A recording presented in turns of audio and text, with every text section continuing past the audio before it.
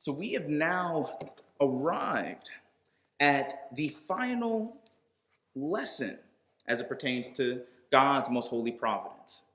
Over the last few weeks, we've spent time going over this important doctrine of God's providence, something that I truly do believe now more than ever is so important for us to understand and really, really grasp. We live in a world and in a time where people don't look at the big picture. People don't understand or try to discern the hand of God in every aspect of life. And as a result, you see the fruit of it. You see the result of it. Anxiety, anxiousness, questions, fear. When understanding providence helps to relieve and alleviate all of that. So in God's providence, we've gone over this important doctrine. And over the last few weeks, we dove into a lot of the different aspects. We talked about how important providence was. We discussed pitfalls to avoid. We dove into the different elements of God's providence, his preservation, his government, and his divine concurrence.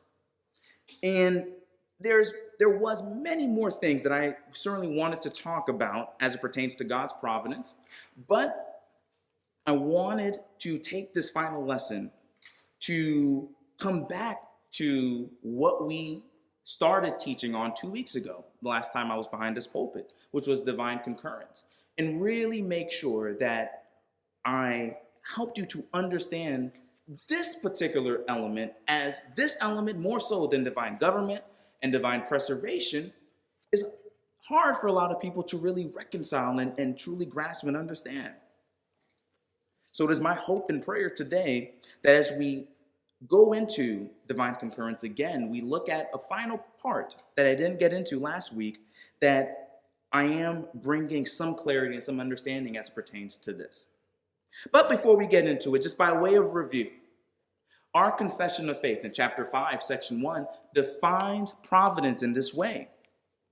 God, the great creator of all things, doth uphold, direct, dispose, and govern all creatures, actions, and things, from the greatest even to the least, by his most wise and holy providence, according to his infallible foreknowledge, and the free and immutable counsel of his own will, to the praise of the glory of his wisdom, power, justice, goodness, and mercy.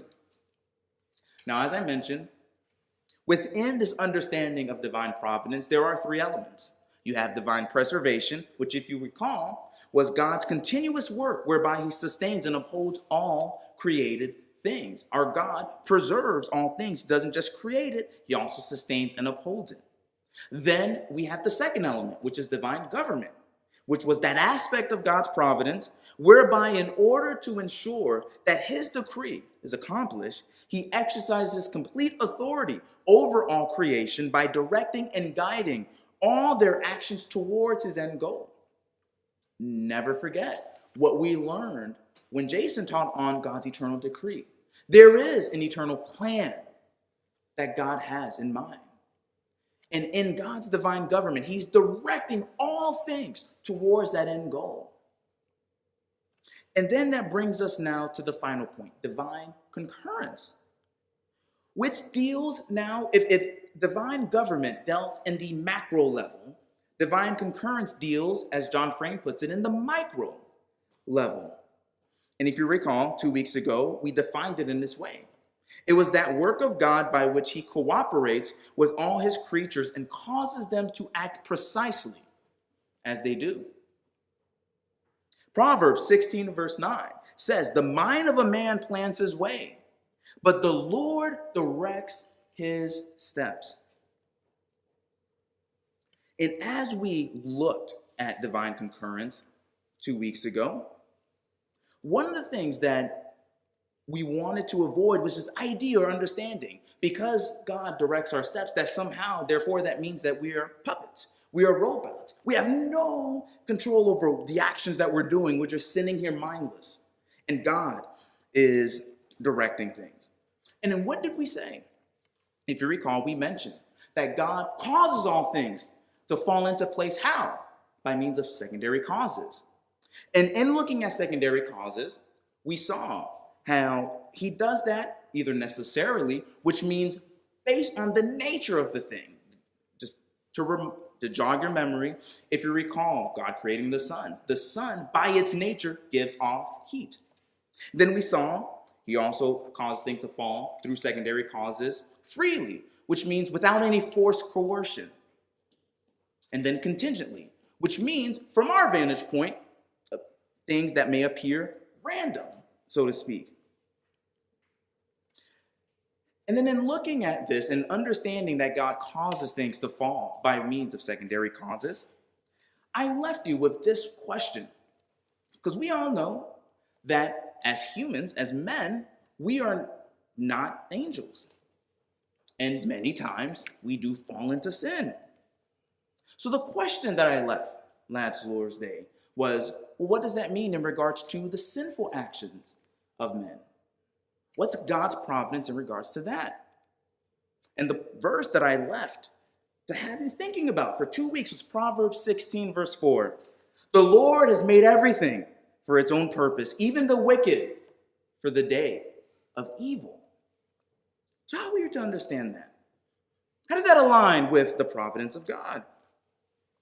Well, this is what our confession states in chapter 5, section 4. The almighty power, unsearchable wisdom, and infinite goodness of God so far manifest themselves in his providence that it extendeth itself even to the first fall, and all other sins of angels and men, and that not by a bare permission, but such as hath joined with it a most wise and powerful bounding, and otherwise ordering and governing of them in a manifold dispensation to his own holy ends. So our confession is saying, in a very real way, that God's providence does even extend to these sinful actions of men. Again, Proverbs 16, verse 4, the Lord has made everything for its own purpose, even the wicked for the day of evil. And then we see in passages like 1 Kings chapter 22. Verses 19 through 23. One of those passages that I think sometimes as Christians, we deep down sometimes wish probably wasn't in the Bible because of the difficulty of it. But it is in the Bible. And if you remember what I said 2 weeks ago, there's some things that are easy to understand and grasp, like eating a Krispy Kreme donut. And there are some passages that are like beef jerky. Takes some chewing to really grasp and understand. And this is definitely one of those passages. Because we read in 1 Kings 22, starting in verse 19. Micaiah said, therefore hear the word of the Lord. I saw the Lord sitting on his throne, and all the host of heaven standing by him, on his right and on his left. The Lord said, who will entice Ahab to go up and fall at Ramoth Gilead? And one said this, while another said that. Then a spirit came forward and stood before the Lord and said, I will entice him. The Lord said to him, how? And he said, I will go out and be a deceiving spirit in the mouth of all his prophets. Then he said, you are to entice him and also prevail. Go and do so. Now therefore, behold, the Lord has put a deceiving spirit in the mouth of all these your prophets, and the Lord has proclaimed disaster against you. Now some people might say, well, JP, that's the Old Testament. You know, in the Old Testament, God was a little mean. You know, he had a little bit of a temper. But that's not the God that we see in the New Testament. We'll turn to 2 Thessalonians chapter 2, verse 11. Because in 2 Thessalonians chapter 2, verse 11, we hear, for this reason God will send upon them a deluding influence, so that they will believe what is false. So no, it's not just an Old Testament thing. It's a Bible thing. And the scriptures are certainly very clear in regards to that. Yes, God's providence does even extend in this area, in the sinful actions of men. And as our divine said, not just by a bare permission, but he has indeed joined with it a most wise, listen to how the divines say it, most wise and powerful bounding and otherwise ordering and governing of them to his holy end. So it's not a controlling just in and of itself because sin somehow is good, but for a specific purpose and reason.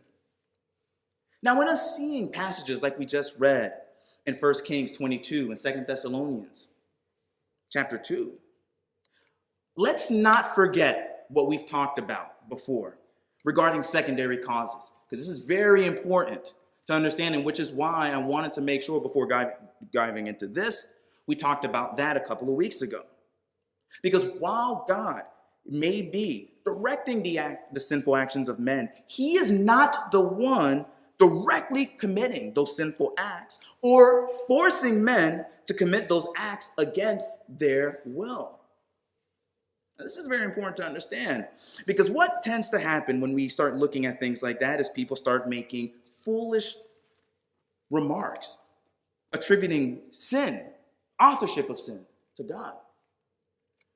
And we have to understand that idea and concept of secondary causes so as not to do that. An example of this, and I love that through the inspiration, certainly of the Holy Spirit, that this is in the scriptures. 2 Samuel chapter 24, verse 1, we read this. Now the anger of the Lord burned against Israel, and it incited David against them to say, go number Israel and Judah. Now, obviously, at face value, you read that verse, and it doesn't seem like it's something that's sinful. But if you go down to verse 10, you read this. Now, David's heart troubled him after he had numbered the people. So David said to the Lord, I have sinned greatly in what I have done. But now, O Lord, please take away the iniquity of your servant, for I have acted very foolishly. So then we see David doing something, being incited, doing something that he realizes was sin. Was God to blame for that? Well, fortunately, this isn't the only part where this account is given.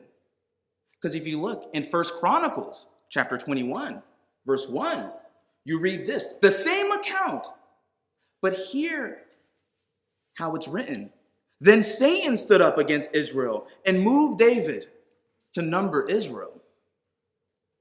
So when you look at this passage in light of what we read before, what you see is God as the ultimate cause, but Satan as the immediate cause, the means by which, the actual person who tempted David. Again, why I say it's so important that we don't ignore secondary causes when we read passages like this, or even passages before, like 1 Kings. Because even in that passage in 1 Kings 22, if you notice, it wasn't God himself that was inciting the lie itself. Now, all that being said, if God's providence even extends to sinful actions, well, then does that alleviate our responsibility? This is another objection, another way that people try to excuse their own sins. Well, who can stop the will of God? If God's providence so extends even to this, then I'm free, right? I'm not going to get in trouble. I'm just doing what God ordained for me to do, right? Not even close. Something to keep in mind as we understand all of this. It's the matter of intent. Because see, intent matters as it pertains to sin and responsibility. I want you to turn with me to the book of Isaiah. And we're going to read Isaiah chapter 10. Now, I've read this section before as it pertains to Assyria, or the king of Assyria. But we're going to read the first 19 verses because I want you to hear all of this in context. In the book of Isaiah, chapter 10, verse 19 verses, this is what we read. Woe to those who enact evil statutes, and to those who constantly record unjust decisions, so as to deprive the needy of justice, and rob the poor of my people of their rights, so that widows may be their spoil, and that they may plunder the orphans. Now what will you do in the day of punishment, and in the devastation which will come from afar? To whom will you flee for help, and where will you leave your wealth? Nothing remains but to crouch among the captives or fall among the slain. In spite of all of this, his anger does not turn away, and his hand is still stretched out. Woe to Assyria, the rod of my anger, and the staff in whose hand is my indignation. I send it against a godless nation and commission it against the people of my fury, to capture booty and to seize plunder and to trample them down like mud in the streets. Yet it does not so intend, nor does it plan so in its heart, but rather it is its purpose to destroy and to cut off many nations. For it says, are not my princes all kings? Is not Calno like Carchemish, or Hamath like Arpad, or Samaria like Damascus? As my hand has reached to the kingdoms of the idols, whose graven images were greater than those of Jerusalem and Samaria, shall I not do to Jerusalem and her images, just as I have done to Samaria and her idols? So it will be that when the Lord has completed all his work on Mount Zion and on Jerusalem, he will say, I will punish the fruit of the arrogant heart of the king of Assyria and the pomp of his haughtiness. For he has said, by the power of my hand and by my wisdom I did this. For I have understanding, and I removed the boundaries of the peoples and plundered their treasuries. And like a mighty man, I brought down their inhabitants. And my hand reached to the riches of the peoples like a nest. And as one gathers abandoned eggs, I gathered all the earth. And there was not one that flapped its wings or opened its beak or chirped. Is the axe to boast itself over the one who chops with it? Is the saw to exalt itself over the one who wields it? That would be like a club wielding those who lift it, or like a rod lifting him who is not wood. Therefore the Lord, the God of hosts, will send a wasting disease among his stout warriors. And under his glory a fire will be kindled like a burning flame. And the light of Israel will become a fire, and his Holy One a flame. And it will burn and devour his thorns and his briars in a single day. And he will destroy the glory of his forest and of his fruitful garden, both soul and body. And it will be as when a sick man wastes away. And the rest of the trees of his forest will be so small in number that a child could write them down. So in this passage, there are two things that are clear. One, God ordained Assyria to plunder Israel. And two, God will punish Assyria for it. It is clear, again, look at the passage, that God is saying that he will be using Assyria to punish Israel. But we also see that Assyria wanted to destroy Israel and plunder it. So it's interesting. You see God's will being done through the free act of Assyria. God did not have to coerce Assyria to do anything. Yet they accomplished God's plan. Even though they are accomplishing God's plan, God is still going to punish them. Why? How can that be? Well, what was their reason for doing what they did? Was there some holy end that they themselves were seeking? No. They were seeking their own glory. Their intent was wickedness, not the glory of God. When it comes to whether something is sinful, intent matters. Joseph's brothers did accomplish God's purposes, but their intent was not to glorify God, but to harm Joseph. Judas Iscariot accomplished God's purpose, but his intent was not to secure our redemption, but to kill Jesus. So let's go back to the confession, because there was one little part that I left out on purpose to highlight here in chapter 5, section 4. So let's read it again.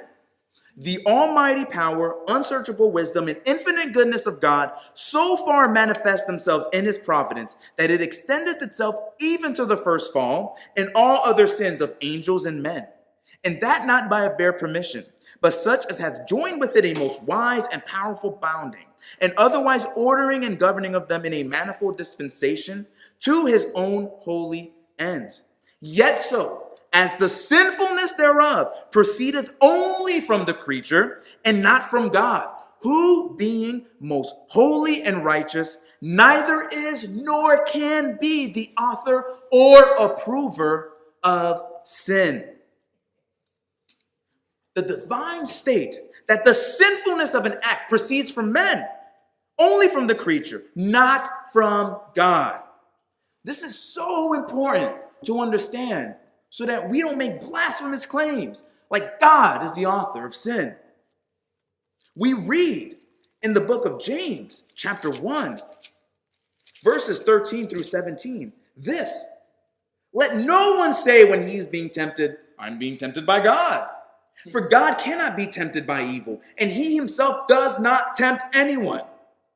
But each one is tempted, how? When he is carried away and enticed by his own lust. Then when lust has conceived, it gives birth to sin. And when sin is accomplished, it brings forth death. Do not be deceived, my beloved brethren. Every good thing given and every perfect gift is from above, coming down from the Father of lights, with whom there is no variation or shifting shadow. So you see here, James is making it very, very clear who the responsible party is as it pertains to sin. It's the person who commits the sin. The inward desire to commit sin comes from our inward corruption and not from God. Let me give you an example that I hope clarifies this even more. Imagine that you were walking down a busy sidewalk and there was a lady in front of you and she drops her purse. And you notice the purse and you decide to pick up the purse. Now you have one of two options. You can return the purse or you can keep it. If you keep the purse, obviously that's stealing. You violated the 8th commandment. But it would be foolish for you to say, well, God tempted me to steal the purse by making the purse fall in front of me. The desire to steal came from you. What makes an act ultimately sinful comes from the inner man. Did God ordain the purse to fall and you to pick up the purse? Yes, he did. But what was the motivating influence that moved you to pick up the purse? It was your sinful desire to steal. Not only that, but it is man that is subject to the law of God. Man is accountable to God. Sin is any lack of conformity or transgression of God's law. God gives us his law to follow. God, on the other hand, is accountable to no one. He doesn't have to obey or answer himself to anyone. Francis Turretin, in his Institutes of Ellenic Theology, puts it this way: the will, as a physical agent, is the physical cause of the act. But as a moral agent, the will is the moral cause of the wickedness, not simply because it produces the act, but because it produces such an act against the law to which man is subject. So Turretin is stating that our will is the moral cause of the wickedness, not only because it produces the act, but because it produces an act against God's law, which we are subject to. See, oftentimes when a person tries to attribute authorship of sin to God, quite honestly, they're thinking too humanly of God. They forget that the law of God, that the law that God subject man to, is not something that God is subject to. I mean, let's think through each of the commandments together, and you tell me which one of the commandments God could actually violate. Commandment 1, thou shalt have no other gods before me. God is God. God he knows that there is no other gods. He alone is God. That's an impossibility for God to violate. Commandment 2, thou shalt not make unto me any graven image or any likeness of anything that is in heaven above and the earth beneath, so on and so forth. You know the second commandment, and it deals with worship. Who is worship made towards? God. So again, an impossibility for God to violate. Commandment 3, thou shalt not take the name of the Lord thy God in vain. It is God's name that is being lifted up. His word, his words, his title. So again, directed towards him, an impossibility for him to violate. The 4th commandment, regarding the Sabbath. Whose day is it? The Lord's day. Who's the day for? God. An impossibility for God to violate. Let's look at the 5th commandment. Honor thy father and thy mother, that thy days may be long upon the land, which the Lord thy God giveth thee. Who is God's superior? Who is God's equal? No one. Now, even though we are inferior, obviously, to God, we can't judge God's treatment of us as his inferior with the same measure that we would a human superior to a human inferior, because guess what? God is not a human. Commandment 6, thou shalt not kill. All have sinned and fallen short of the glory of God. What do every sinner deserve? What does every sinner deserve? Death. So if we die at the hands of God, is it sin? No, it is what we deserve. The 7th commandment, thou shalt not commit adultery. God knows us. He created us. He knows us more intimately than we even know ourselves. And he has no passions like us that can get debased. So this is an impossibility for God. Commandment 8, thou shalt not steal. God owns everything. He can't steal what he already owns. Commandment 9, thou shalt not bear false witness against thy neighbor. Scriptures are very clear. God cannot lie. Unless you want to call God a liar, be my guest. But I would not do that if I were you. And the 10th commandment, thou shalt not covet. What does man have that God can covet? God, again, owns everything.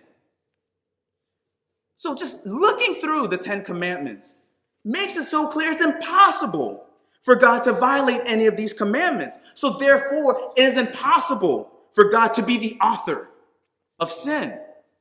1 John 2, verse 16. For all that is in the world, the lust of the flesh and the lust of the eyes and the boastful pride of life is not from the Father, but from where? The world. So again, God cannot be the author of sin. He can't violate these laws. Now, this raises a question. Well, God so hates sin, and as the scriptures are so clear that he does, and he's not the approver or author of sin, well, then why does he control it? Now, to us, it seems so incompatible with God's holiness that he should control something as vile as sin. So what's the deal?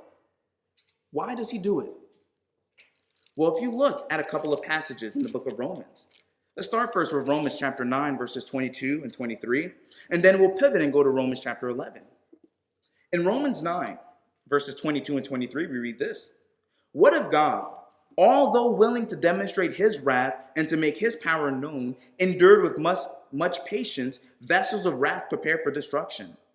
And he did so to make known the riches of his glory upon vessels of mercy, which he prepared beforehand for glory. And then if we look at Romans chapter 11, and I want you to read verses 30 through 34, and we read this. For just as you were once disobedient to God, but now have been shown mercy because of their disobedience, so these also now have been disobedient, that because of the mercy shown to you, they also may be shown mercy. For God has shut up all in disobedience, so that he may show mercy to all. Oh, the depths of the riches both of the wisdom and knowledge of God, how unsearchable are his judgments and unfathomable his ways. For who has known the mind of the Lord, or who became his counselor? Now, to fully grasp this section, you do need to read the entire chapter of Romans 11. And I would encourage you to do so. Because see, in this chapter, Paul is explaining how God used the hardening of Israel to bring about salvation to the Gentiles. Any look through the Gospels, especially the Gospel of Matthew, is going to highlight this fact. So God's purpose was to bring about the salvation of the Gentiles. And he used the stubbornness of the Jews and their unwillingness to embrace Christ as a means to bring in the Gentiles. We also see how God shut all in disobedience, Jew and Gentile, in order to extend mercy to all. So think about this.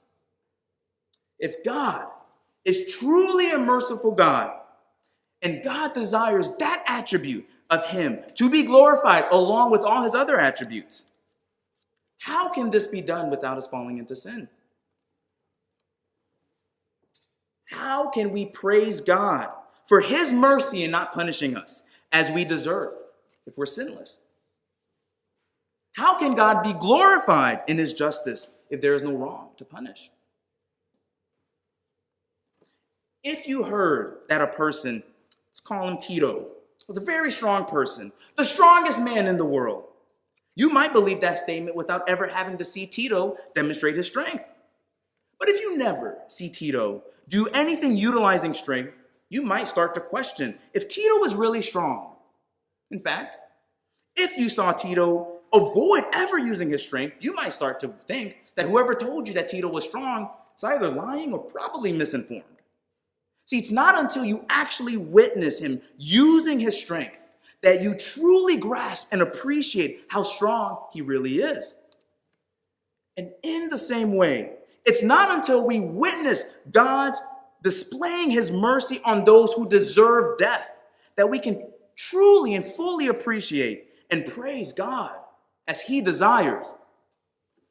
So let me be clear. God's control over sin isn't so that sin can be glorified, but so that God can be glorified. He is using that to bring about a higher end purpose. That's why Paul, in contemplating that in Romans 11, says, "Oh, the depths of the riches, both of the wisdom and knowledge of God."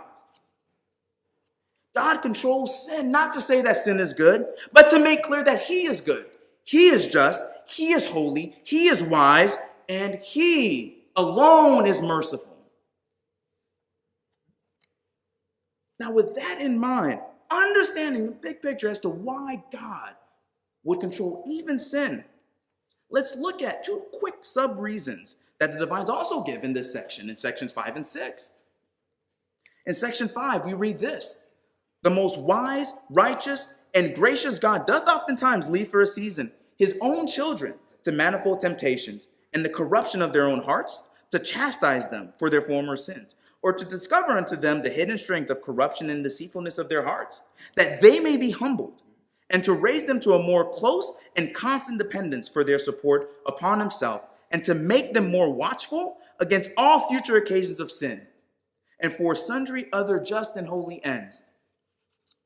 The divines are pointing out in this section the fact that God oftentimes allows a believer to fall into sin, not for them to indulge in, but for their eyes to be open to the remaining corruption that they still must mortify. See, for the believer, sometimes it takes us dealing with the consequences of our foolishness to realize how foolish we really are. Now, for those of us who have children, this shouldn't be a difficult concept to grasp. I mean, think about it. How often do you warn, especially when your kids were little, do you warn them, don't touch the stove, don't leave your toys lying around? And they don't listen. They continue to leave their toys all over the house or inch closer and closer to the stove. Now, if they continue to be hard-headed, what will undoubtedly happen? One day, you're going to hear your child running to you crying, either because they can't find their favorite toy or they burned their hand on the stove. To which point, if that happens, you can say, well, didn't I warn you not to do that? Didn't I tell you not to leave your favorite toy just lying around? Chances are, once they see the consequences of their foolish and rebellious actions, they probably won't make the same mistake again. Psalm 119, verses 67 and 71. You see David saying, "Before I was afflicted, I went astray, but now I keep your word. It is good for me that I was afflicted, that I may learn your statutes." And then we see the other side of this. For those who are not the elect, but for those who are the reprobate.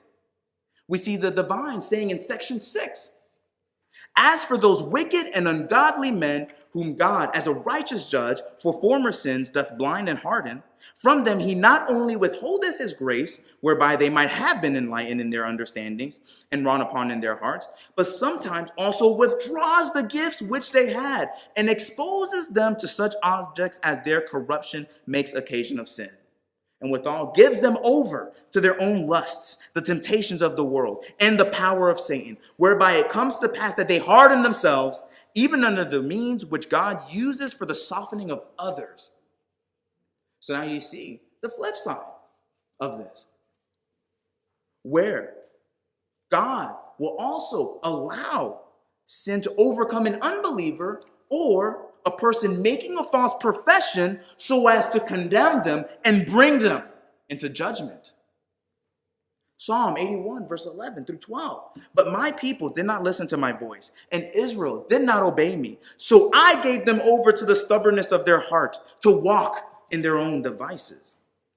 And then you see in 2 Thessalonians chapter 2, verses 10 through 12.